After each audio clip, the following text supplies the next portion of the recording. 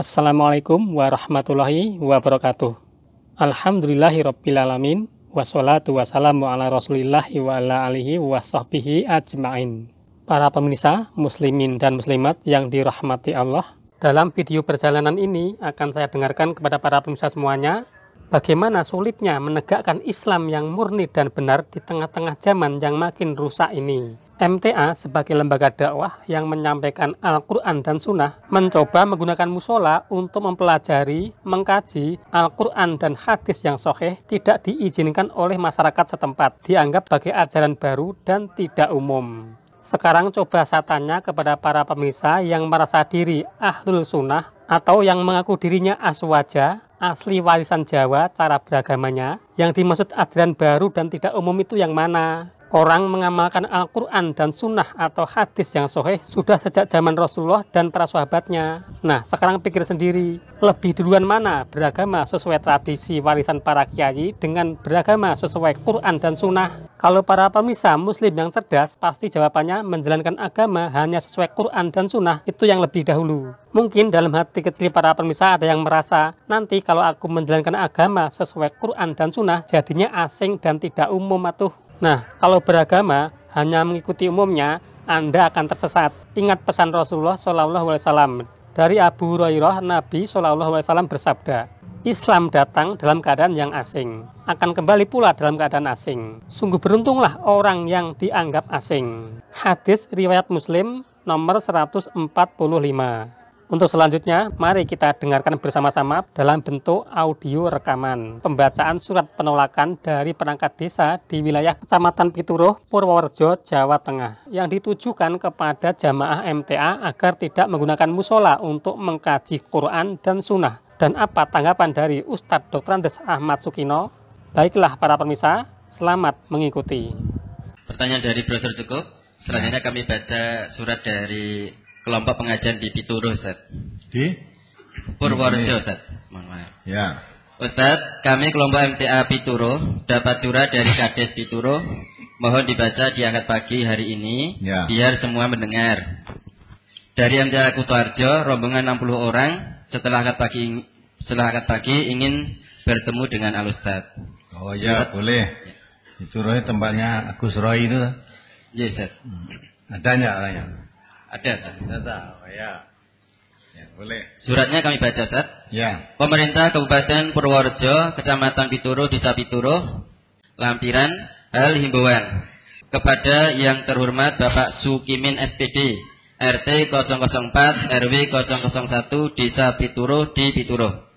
Dengan hormat, berdasarkan usulan dari warga masyarakat RT 004 RW 001 tentang kegiatan keagamaan yang saudara pimpin sangat meresahkan masyarakat, khususnya warga Dukuh Gamblok, karena menggunakan fasilitas musola RT 004 RW 001. Maka dengan ini kami menghimbau dan mengharap dengan sangat bahwa untuk kegiatan keagamaan yang saudara pimpin, mohon jangan menggunakan musola RT 004 RW 001 karena milik umum. Demikian himbauan kami agar dilaksanakan, dan atas kerjasamanya kami ucapkan banyak terima kasih. Cap tanda tangan Kepala Desa Pituruh Wakirun. Kemudian kata Bapak Lurah dalam menyambut Isra Mi'raj dikatakan, jangan terpengaruh ajaran baru MTA. Yang baru belum tentu baik. Himbauan kepada warga. Yang demikian disahkan dan disaksikan oleh 3 kiai yang tidak diragukan lagi. Sudah. Sudah. Terus ya, Pituruh. Ya bener, mula nek ngaji, ya ta? Salat atau kegiatan pengajian ojo nggone miliknya umum. Lah kuwi musala kan untuk kenduri, untuk remi, untuk sekak, untuk judi, yang mau main gitar, barang di itu mungkin ra apa-apa. Nek nggo ngaji ra entuk. Ya. Biasa dipakai sekak enggak di situ? Remi. Ya. Terus dinggo apa itu? Rame-rame genjrengan. Dinggo gitaran. Ya. Tinggal nyanyi-nyanyi di situ. Itu bolehnya, itu milik umum. Jadi milik umum itu artinya Islam ya boleh masuk, bukan Islam ya boleh masuk. Ojo khusus nggo Islam. Nek nggo ngaji Quran kan wong Islam. Ora sanggumun. Ya, pituruh karena baru. Ngaji MTA ngaji diusir itu tidak hanya dari pituruh. Neng ngendi wae anggere neng masjid apa musala atau langgar mesti diusir. Nah, mesti diusir. Mula urung mesti wong bangun masjid iki mesti digawe omah ning swarga. Ya enggak? Orang yang membuat masjid dibuatkan rumah di surga itu kalau masjidnya itu diatur menurut aturan agama. Karena masjid itu rumah Allah, Baitullah, dimakmurkan sesuai dengan tuntunan Allah. Lah ngaji Quran itu yang dikaji itu firman-firman Allah. Aja nggo ngaji ning kono, ngaji ning kuburan kono. Ya. Ngaji kok ning nggon masjid ning musala, ora entuk. Ora mung kuwi ning Bluro ya ngono ning Bangkerep. Kuwi urung ning Bangkerep malah salate ora entuk ning kono. Padahal MTA itu kalau mau bikin masjid bisa enggak? Bisa. Wong gawe gedung megah-megah kok enggak bisa. Ya. MTA memang sengaja saya perintahkan jangan buat masjid. Karena apa?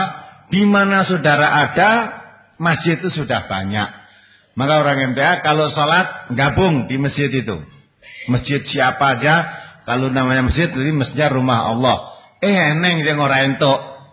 Masjid yang Bangker ora entuk, ya wis ora entuk, gandeng ora entuk sholat nang masjid yang ada, baru kita membuat masjid. Masjidnya lebih baik daripada masjid yang ada di sana. Di tempat yang lain ada. Di sini kita mau bikin masjid bisa. Ya, bisa. Di mana saja lah. Maka gawe pengajian gedung. Gedung untuk kegiatan pengajian. Nek sholat jamaah neng masjid. Itu hancurkan. Sebab kalau MTA itu di mana-mana buat masjid, nanti timbul isu baru. Loh, deloken.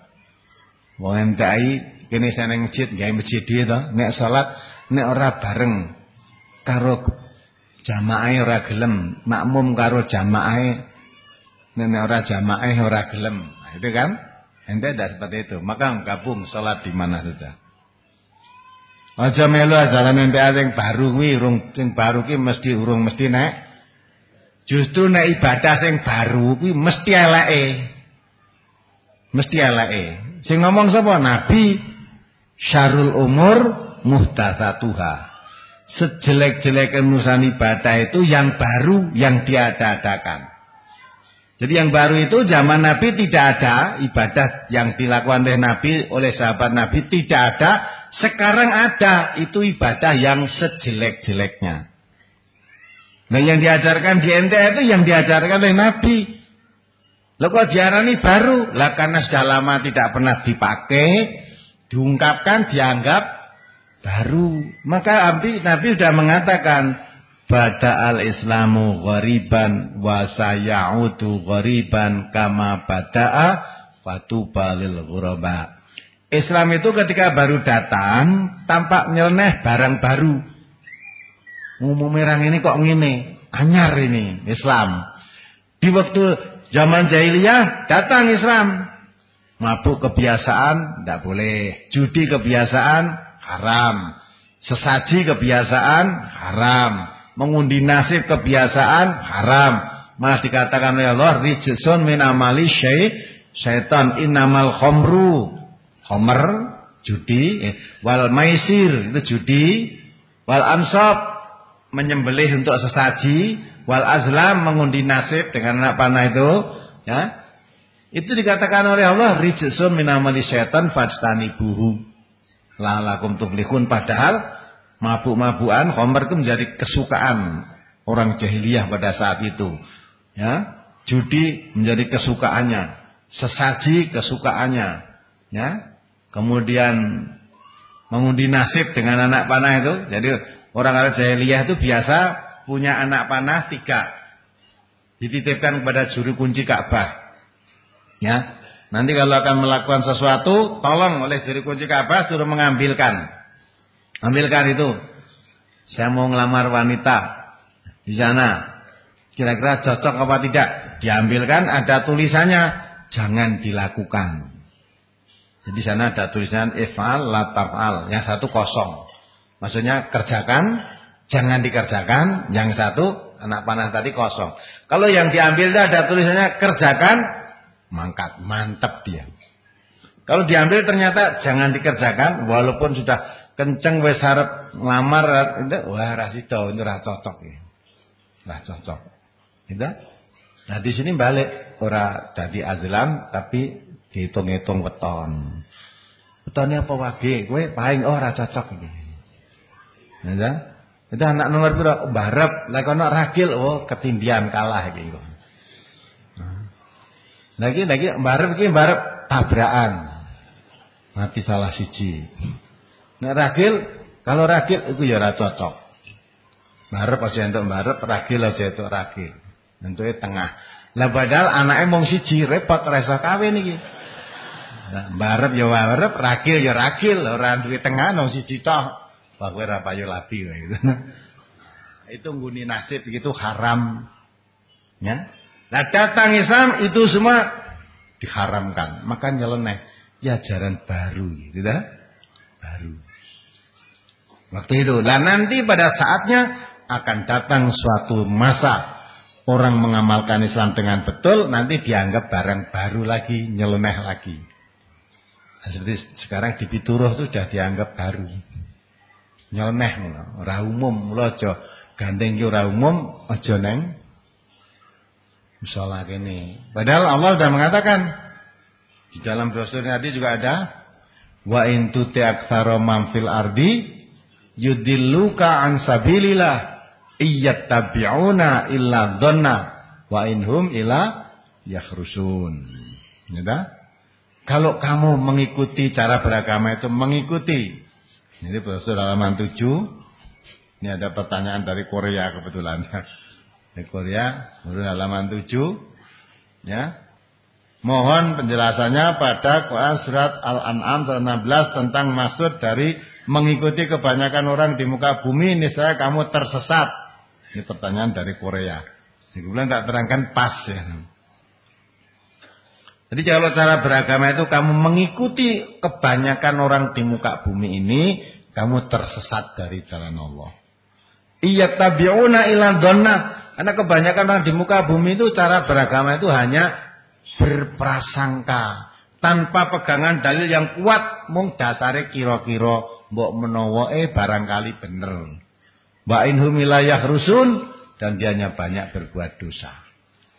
Padahal Rasulullah sudah mengatakan Islam itu sumbernya Quran dan Sunnah, tegas, jangan mbok menawa ngene iki apik, mbok menawa ngene iki bener. Islam mbok menawa itu tidak ada.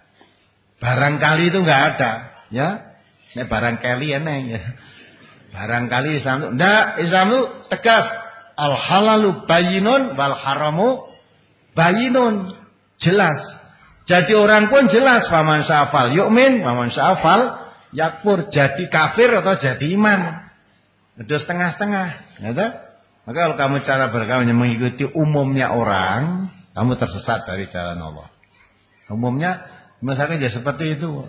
Jadi bareng ngaji Quran, ngaji di MTA, jadi kaji Quran dan Sunnah, walaupun dalilnya jelas. Setiap kajian tunjukkan brosur, gitu. Dasirnya jelas, habisnya riwayatnya jelas, nek soke katakan soke, nek doif katakan doif, ayatnya pun jelas. Tapi orang yang tidak pernah mau ngaji, mau krungu-krungu kata orang, ndak suka, tidak, ndak suka. Terus dianggap itu ajaran baru, ya, dan baru aja do melu ngrungokke, aja do melu ngaji. Nek perlu radio kuwi aja mbok rungokke. Mbok kowe ngakono aja mbok rungokke, biasane wong nek diweling malah kepengin ya. Wis aja ngrungokke radio. Iki jane radio nek ngomong kok ora entuk, malah goleki akhire. Bareng kecekel, lho apike kaya ngene kok ora entuk ngrungokke piye iki. Akhire tuman. Oh, dipake sing dikandhake Pak Lurah atau Pak sapa tadi? Aja ngrungokke kuwi Barangnya apik bae. Saiki do ngrungokno kok ben ngerti dhewe. Nah, suwe-suwe kok apa pengumane lurahe tinggal. Nah, saiki sing apik ngalih rasa ning musala kono. Ngaji ning NTI jane ning musala kejaba nek kowe gawe dhewe ning nggonmu dhewe ngono. Nek sing gawe wong umum, wong pernah di Cilacap itu musala. Langgar cilik lah. Ya ta? Diteke dilalah sing duwe lemah kowe melu ngaji di NTA. Lah, masjid itu langgar kecil didikan sana tuh sing bangun masyarakat kampung kuwi umum. Ning tanahe ndeke wong sing melu ngaji. Nah, kita dipakai ngaji, ndak boleh. Ndak boleh akhirnya, lah iki lemahku kok ora entuk iki piye? Lah ning bangun dudu kowe, ya. Nah, tak bedalan dibedal tenan. Oh ya, dadi masjid iki dibedal, dibroke akhirnya. Ora dinggo, ya sudah. Nah malah masjid iki temahku. Nah kuat-kuatan ya kuat sing di lemah wong kowe bangun ora ning ya, lemahmu dhewe. Lah itu akhirnya ya sudah dibedal, broke. Karepe kono arep apa terserah. Lah itu besok di hadapan Allah akan dipertanggungjawabkan. Mung jalaran dinggo ngaji NTA. Ora entuk ning nggo kondangan, nggo slametan boleh malah. Ya dah, masjid kan banyak tangguh selamatan, kondangan banyak.